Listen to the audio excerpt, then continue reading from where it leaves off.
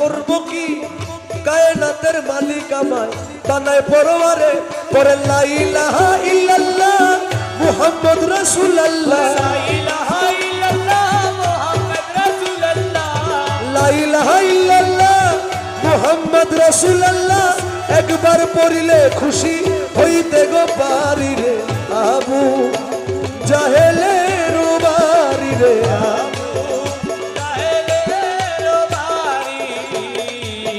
আল্লাহ রাসূল বললেন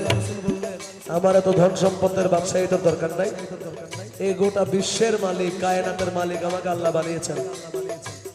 আপনি শুধু একবার পড়েন লা ইলাহা ইল্লাল্লাহ মুহাম্মাদুর রাসূলুল্লাহ